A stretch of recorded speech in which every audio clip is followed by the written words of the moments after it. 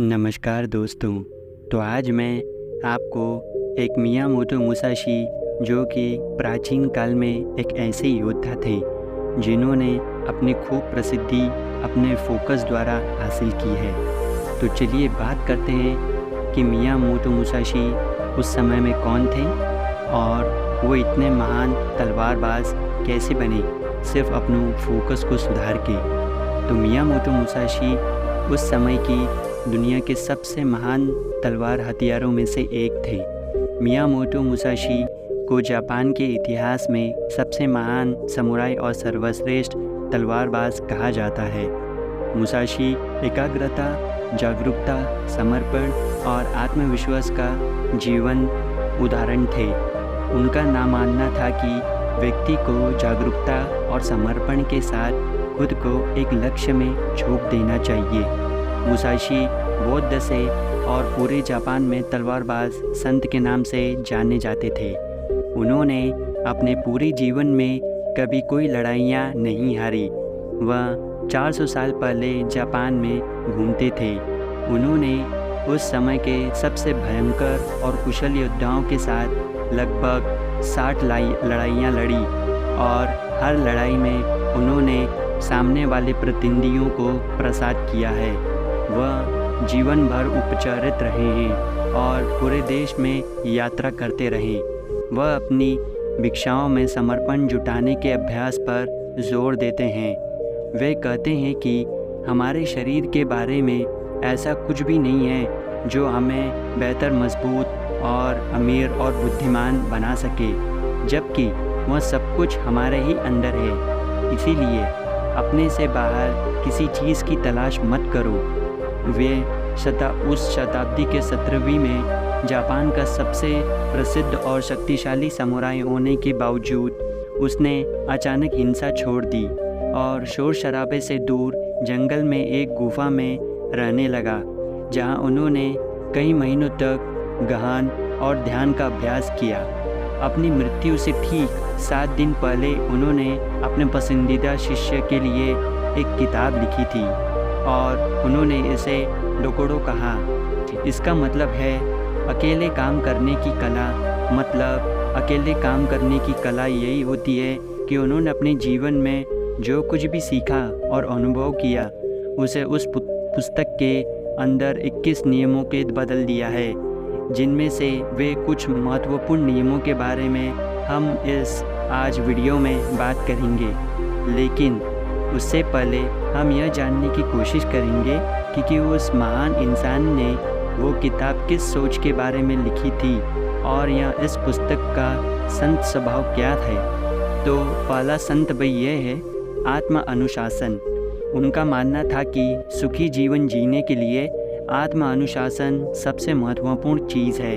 आत्म संयम के बिना व्यक्ति अपनी भावनाओं का गुलाम बन जाता है और फिर होश में आकर गलत निर्णय ले लेता है और गलत रास्ते पर चले जाओ। बस जीवन में अनुशासन लाकर हम अपने लक्ष्य की ओर ध्यान केंद्रित कर सकते हैं और ऐसे निर्णय ले जो हमारे सिद्धांतों और लक्ष्यों के अनुरूप हो। माइंडफुलनेस का इसका दूसरा संतंब है। मुसाशी का मानना था कि वर्तमान में जीना और जागरूक रहना जीने का सबसे अच्छा तरीका है। जब हम वर्तमान में जीते हैं तो अब हम अपने चारों ओर मौजूद सुंदरता और अच्छाई को देख पाते हैं और उन्होंने यह भी महसूस करें कि और छोटी सी छोटी चीज़ों में खुश रहना शुरू करें। और वैराग्य में तीसरा और अंतिम संतंब है, यानी अनस्थिति। उनका मानना है कि बाहरी जीवन की घटनाओं से खुद को जोड़ना दुख का कारण है, तो मनुष्य स्वयं को सभी मोह माया से मुक्त करके ही मानसिक शांति प्राप्त कर सकता है और एक संतुष्ट जीवन जिए। अब हम उन नियमों के बारे में बात करेंगे जिन्हें मियामोतो मुसाशी के साथ ने अपनी पुस्तक डोकोडो में समझाया है, जिसे अपनाकर कोई भी व्यक्ति एक सफल व्यक्ति, एक अनुशासित, एक संतुष्ट, एक सुखी एवं संतुष्ट जीवन जी सकता है। पहला नियम यह है कि मुसाशी कहते हैं कि हर चीज़ को वैसे ही स्वीकार करें जैसे वह है। यह नियम जीवन के सत्य को स्वीकार करने के महत्व बल को बदल देता है। यह कल्पना करने के बजाय कि सब कुछ इसी तरह होना चाहिए और हर चीज़ को वो वैसे ही स्वीकार करना जैसे वह है, हमें अचानक व तनाव से दूर रखती है। साथ ही हम स्थिति को स्वीकार करते हुए भी जो सही मौके हैं उन पर ध्यान देते हैं और उनका लाभ उठाएं। सत्य को स्वीकार करना हमारी आंतरिक है और शांति के लिए बहुत ही यह चीज़ महत्वपूर्ण है। जब हम अपने आसपास की चीज़ों और लोगों को वैसे ही स्वीकार करना शुरू कर देते हैं जैसे वे हैं, तो हमारे अंदर का अहंकार जो बाहरी लोगों और परिस्थितियों को नियंत्रित करना चाहता है वह खत्म हो जाता है और हम अधिक शांति से रह सकते हैं। इस नियम के अनुसार मियामोटो हमें पूरी दुनिया को खुले दिल और दिमाग से देखना सिखाता है और ऐसा करने पर हम दुनिया को वैसे ही देख पाते हैं जैसे ही वह है, अपनी इच्छाओं और कल्पनाओं का चश्मा पहनने के बजाय। हालांकि कहना आसान है लेकिन करना वह आसान नहीं है, क्योंकि हर परिस्थिति को स्वीकार करना आसान नहीं होता, खासकर तब जब हमारी उम्मीदें और हमारे सपने टूट गए हो तो या फिर हमारा कोई अपना हमेशा के लिए छोड़ देता है। लेकिन फिर भी सत्य को स्वीकार करने से व्यक्ति अंदर से ही शांति और हल्कापन महसूस करता है। जिस व्यक्ति ने परिस्थिति को स्वीकार करने की आदत बना ली है वह अपने सामने आने वाली किसी भी पुस्तक को स्वीकार कर सकता है। दूसरे नियम में मुसाशी कहते हैं कि कभी भी अपने लिए मनोरंजन न खोजे। यह नियम कहता है कि हमारे जीवन का एकमात्र उद्देश्य केवल सुख भोगना नहीं होना चाहिए, क्योंकि अच्छा खाना, अच्छे कपड़े पहनना और मौज मस्ती करना महत्वपूर्ण है, लेकिन इनमें से इतना भी मत उलझो कि इसे अपने जीवन का उद्देश्य ही बना देते हैं और हमेशा मनोरंजन की तलाश में ही रहते हैं। सुख के अंशों को त्याग कर व्यक्ति बेहतर जीवन भी जी सकता है। हर दिन अपने मन से पूछें कि क्या मेरा जन्म सिर्फ खाने पीने और मौज मस्ती के करने के लिए हुआ है, या क्या करें जीवन में मेरे पीछे कोई उद्देश्य भी है। आनंद का पीछा करना हर व्यक्ति की आंतरिक लालसा है, लेकिन यही खुशी उसके दुख का कारण भी बन जाती है। जब हम मौज मस्ती के पीछे भागते हैं तो हम अपनी आदतों के आदी हो जाते हैं। यह नियम हमें जीवन जीने के लिए प्रोत्साहित करता है। बीच में रहकर, यानी न तो बहुत ज़्यादा करो और न ही बहुत कम करो। हर काम ज़रूरत के हिसाब से करो, क्योंकि हर खुशी बाहरी चीज़ें से ही मिलती है, लेकिन यह अंदर से आता है। और फिर जब वह अंदर से आता है तब जब हम तत्काल संतुष्टि का पीछा करना शुरू कर देते हैं तब फिर वह इसीलिए तो हम तत्काल संतुष्टि के आदी भी हो जाते हैं, और यानी हम वही काम करते हैं जिसका फल हमें तुरंत मिलता है। हमारा दिमाग बड़ी योजनाओं और बड़े लक्ष्यों पर काम करने के लिए शक्ति खो देता है।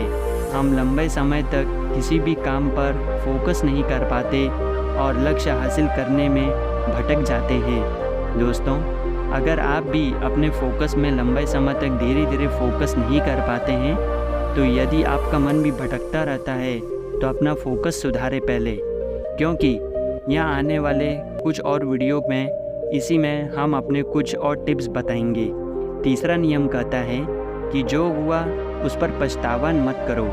यह नियम हमें याद दिलाता है कि हम अपना अतीत नहीं बदल सकते और पिछली गलतियाँ और घटनाओं को याद करके हम केवल दुखी ही हो सकते हैं। इसीलिए अतीत के बारे में पछताने से बेहतर है कि हम अपनी गलतियों से सीखें, अधिक बुद्धि और बुद्धिता के साथ आगे बढ़ें। और पछतावा क्या ऐसी एक बीमारी है जो हमें अतीत में फंसाए रखती है और आगे बढ़ने नहीं देती। इस नियम में मुसाशी हमें अपने द्वारा की गई गलतियों की स्वीकार करना और खुद को और दूसरों को माफ़ करना सिखाता है। हमें यह स्वीकार करना चाहिए कि आज हम जीवन में जहाँ भी हैं, अतीत में लिए गए निर्णयों के लिए कारण है।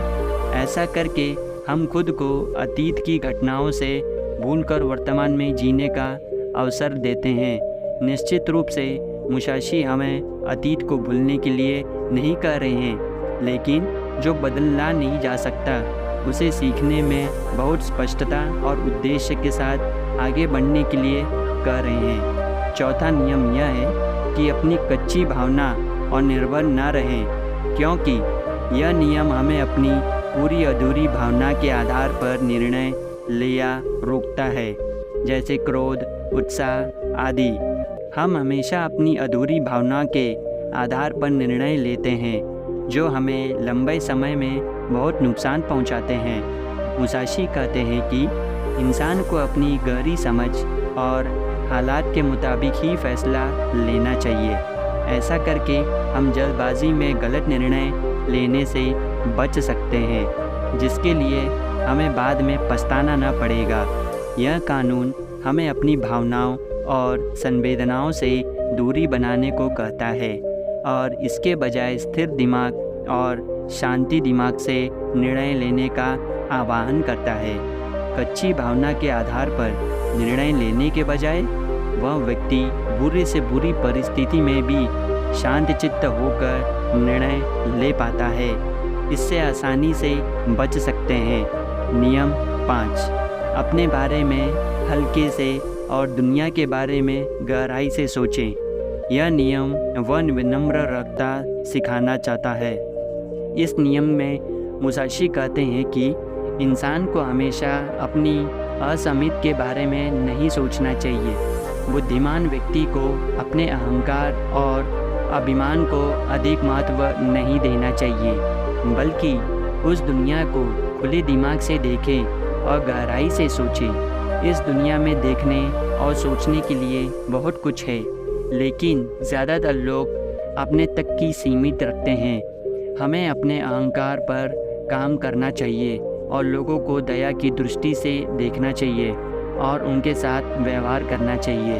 हमें प्रकृति की सुंदरता को देखना और महसूस करना चाहिए। हमें अपने बारे में कम और दुनिया के बारे में अधिक चिंतापूर्वक सोचें। इस नियम में मुसाशी खुद को कम आंकने या अपनी ज़रूरतों को नज़रअंदाज करने के लिए नहीं कह पा रहे, बल्कि यह आपको खुद को न खोने और दुनिया के साथ एक मजबूत संबंध बनाने के लिए प्रोत्साहित करने के लिए हैं। छठा नियम यह है कि अपनी इच्छाओं से दूरी बनाए रखें। इस नियम में मुसाशी वैराग्य की बात कर रहे हैं। मैं आपको भौतिक संपत्ति और शक्ति और सुंदरता से दूर रहने के लिए कह रहा हूँ, लेकिन इसका मतलब यह है कि नहीं, बिल्कुल ये सब चीज़ें छोड़ देनी चाहिए। नहीं, इन चीज़ों को आप बिल्कुल ना छोड़ें। पैसा कमाना ही चाहिए या नहीं कमाना चाहिए कि हमें इन सब चीज़ों से दूर रहना है, यानी कि इनका उपयोग तो करना है, लेकिन इनसे सृजन नहीं करना चाहिए। अपने अस्तित्व को उनसे मत जोड़ो, क्योंकि अगर कल को वो चीज़ आपका साथ छोड़ दे तो आप इसका दुख नहीं होना चाहिए। अर्थात भौतिक वस्तुओं के साथ रहते हुए उनसे झंसी से दूरी बनाए रखनी होगी। सातवां नियम, कभी भी किसी से ईर्ष्या ना करें। इससे हमें पता चलता है कि ईर्ष्या आदि व्यक्ति को कोई नहीं ले जाते। ऐसे में इंसान का ध्यान उन चीज़ों की तरह होता है जो उसके पास नहीं होती। वह उन चीज़ों को नहीं देखता जो उसके पास है और दूसरे व्यक्ति की सफलता और चीज़ों से ईर्ष्या करता है और स्वयं आगे बढ़ने का प्रयास भी नहीं करता। ईर्ष्या व्यक्ति को नकारात्मक से भी डेर देती है, जिससे वह सामने वाले को कम और खुद को ज़्यादा नुकसान पहुंचाता है। हमें इस बात का ध्यान रखना चाहिए कि जिसने भी जितनी मेहनत की है उसे उस स्तर की सफलता अवश्य मिली है और हमें इससे ईर्ष्या नहीं करनी चाहिए, बल्कि खुश होना चाहिए, क्योंकि इतनी मेहनत करके हम भी उतनी ही सफलता हासिल कर सकते हैं। हमें यह समझना चाहिए कि हम सभी के रास्ते, परिस्थितियाँ और सोच अलग अलग थीं, इसीलिए सफलता अलग होगी और हम अपने अंदर की ईर्ष्या को शांत करके एक खुशहाल जीवन भी जी सकते हैं। लोगों से अधिक सीखें, और उनके साथ गहरे रिश्ते बनाएं। 8वां नियम, अलग होने पर कभी दुखी ना हो। दोस्तों, इस नियम में वे ये सिखाते हैं कि प्रतिकारण ही इस प्रकृति का एक अटल नियम है। हर किसी को कभी न कभी किसी न किसी से या कोई भी कारण से अलग होना ही पड़ता है। यह जीवन अस्थायी है, इस संसार अस्थायी है और हमें इसमें स्वीकार करना चाहिए। क्योंकि मुसाशी ने जीवन में भर जापान की यात्रा की और प्रकृति का उन्होंने ऐसा एक नियम बताया, और जब यात्रा कर रहे थे लेकिन उन्हें कभी किसी से दूर होने का दर्द महसूस नहीं हुआ, क्योंकि उन्होंने मान लिया था कि अलगाव प्रकृति के नियम है और इसके विरुद्ध जाने से केवल दुख ही हो सकता है और कुछ भी नहीं।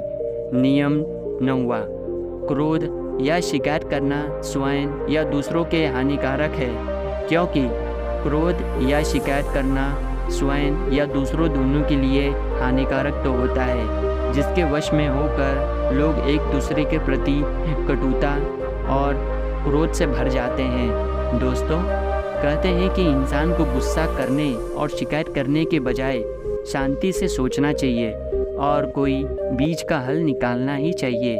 मूसा सेन ने से जीवन भर खूसे खूंखार योद्धा से लड़ाई की, क्योंकि कभी शिकायत नहीं की और यही गुस्सा हुए। लड़ाई के दौरान भी उन्होंने अपना दिमाग बर्फ़ की तरह ठंडा रखा और कभी भी अपनी योजना नहीं दोहराई। हर बार जब उसने नई योजना के साथ युद्ध लड़ा तो उसकी लड़ाई कभी नहीं हार हुई, क्योंकि अगर मुसाशी से कम में 1 सेकंड के लिए भी मन भटकता तो उसका सिर धड़ से अलग हो सकता है। इसीलिए दोस्तों, मैं आशा करता हूँ कि आपने इन परिस्थितियों में चाहे कैसे भी हो खुद को शांत रखें और शिकायत करना बंद कर दें और अपने फोकस को बढ़ाने के लिए ध्यान और वह किसी एक काम में ध्यान लगाना शुरू कर दें जिसे आप चाहते हैं। तो आशा करता हूँ दोस्तों, आपने इन 9 नियमों में से बहुत कुछ सीखा होगा।